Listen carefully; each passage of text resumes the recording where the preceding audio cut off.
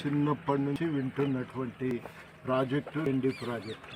ఎప్పుడో పివి నరసింహారావు గారు మహారాష్ట్ర గవర్నమెంట్తో ఈ నీటి పంపిణీకి సంబంధించిన ఒప్పందం చేస్తే ఎన్టీ రామారావు గారు ఎస్బి చవాన్ గారు కలిసి దీనికి శంకుస్థాపన చేస్తే 85లో 87లో ప్రాజెక్టు మొదలైంది.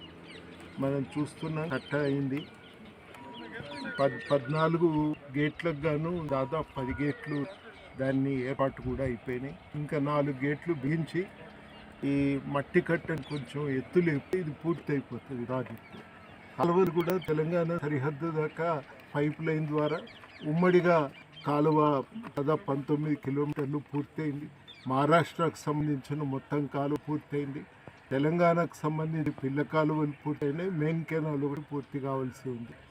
అప్పటి నుంచి ఇది పెండింగ్లో ఉంది. వాస్తవానికి ఇది పూర్తయితే మహారాష్ట్రలో నీటి ఎద్దడి గల ప్రాంతాలకు, తెలంగాణ నీటి ఎద్దడి గల ప్రాంతాలకు కూడా సాగునీటి సౌకర్యం దొరుకుతుంది.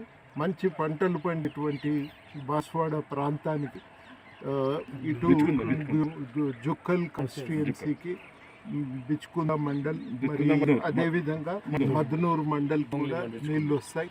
కాబట్టి ఇందులో మేము ప్రధానంగా కోరేది ఏంటంటే ఇక్కడ ఉన్న సమస్య నిర్వాసితుల సమస్య. ప్రధానంగా ఈ నిర్వాసితుల సమస్యను చిత్తశుద్ధితో పరిష్కరించి మరి ఈ ప్రాజెక్టును త్వరితగతిన పూర్తి చేయాలని చెప్పి మేము డిమాండ్ చేస్తున్నాం. మేము తెలంగాణ ప్రభుత్వంతో కూడా ఈ విషయంపై మాట్లాడి వాస్తవాలు తెలుసుకున్న తర్వాత మీ ఇరిగేషన్ మంత్రి గారికి మేము చూసిన విషయాలన్నీ వారి దృష్టికి తీసుకెళ్తాం. వారితో కూడా ఈ విషయాలన్నీ మాట్లాడతాం. ఇప్పుడు ఎందుకంటే తెలంగాణలో అందరం కలిసి మాట్లాడి ఏర్పాటు చేసినటువంటి గవర్నమెంటే వచ్చింది.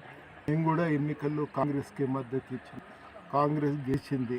కాబట్టి మేము మాట్లాడుకోవడానికి ఇదివరకు 9.5 ఏళ్లలో మాకెన్నడూ అవకాశం దొరకలే ప్రభుత్వంతో మాట్లాడటానికి.